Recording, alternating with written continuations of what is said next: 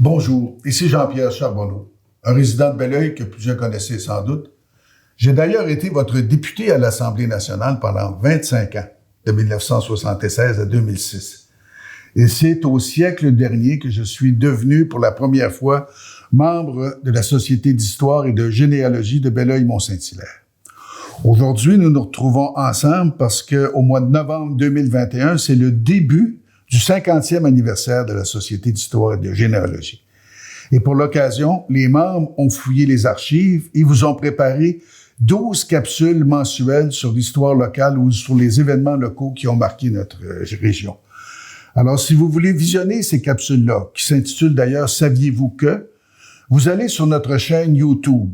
C'est gratuit et vous pouvez d'ailleurs vous abonner à cette chaîne-là. Vous pourrez aussi avoir des informations sur ces capsules en allant sur notre site web, l'adresse est en bas de l'écran, ou sur notre page Facebook. Écoutez, vous allez faire des découvertes étonnantes et même si vous habitez la région depuis très longtemps, il y a des choses qui vont vous surprendre. Alors, écoutez, bon visionnement, bonne découverte.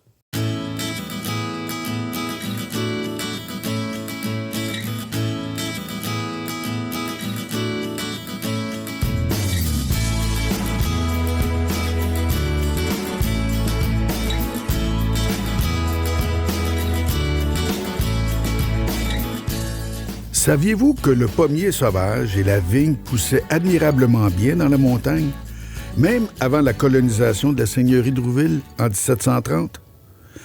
Les premiers colons se sont d'ailleurs rapidement adonnés à la culture de la pomme et ont créé une importante variété d'espèces, dont plusieurs toutefois n'ont pas subsisté. De 1840 à 1940, les bateaux à voile, les goélettes et les embarcations à vapeur qui circulait sur la rivière Richelieu s'amarrait au quai McFarlane, situé au pied de la montée des Trentes à Saint-Hilaire. Et plus tard, au quai du village pour remplir leurs navires de pommes achetés aux producteurs de la montagne. Ils les revendaient ensuite sur le chemin du retour vers Québec, Rimouski ou même jusqu'au lac Saint-Jean. Les archives nous apprennent que vers 1865, le seigneur de Rouville, Thomas Edmund Campbell, possédait des vergers immenses et qu'il envoyait jusqu'à 20 minots de pommes au pressoir à cidre. À l'apogée de l'industrie de la pommiculture, on dénombrait plus de 80 000 pommiers sur le territoire. À la fin du 19e siècle, tous les habitants de la montagne produisaient leur propre cidre et le consommaient régulièrement, ce qui, on l'imagine bien, ne faisait pas le bonheur du curé. Les anciens de la région ont connu la fête de la pomme, qui s'est échelonnée de 1948 à 1956. L'activité visait à faire connaître les produits de la pommiculture et à mousser les ventes. La journée débutait par une brève célébration à l'église de Saint-Hilaire où la reine de la pomme et ses duchesses étaient les invités d'honneur. Il y avait toujours une foule imposante.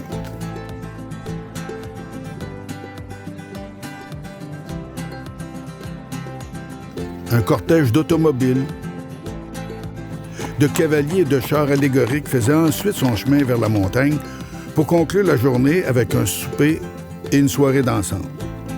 On rapporte que certaines années, jusqu'à 1000 convives participaient à la fête.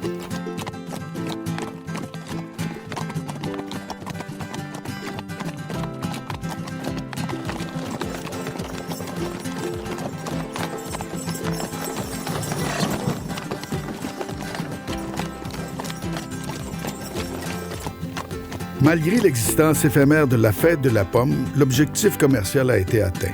Les ventes ont en effet enregistré une augmentation significative durant ces années.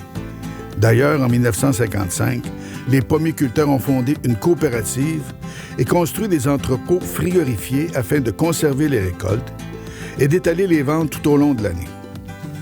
Les vergers en fleurs au printemps et la cueillette des pommes à la fin de l'été ont toujours représenté des moments significatifs de l'année dans le secteur de la montagne, tel qu'en témoigne cette réunion de famille dans le verger de Samuel Auclair et de sa femme, Isabelle Gillespie.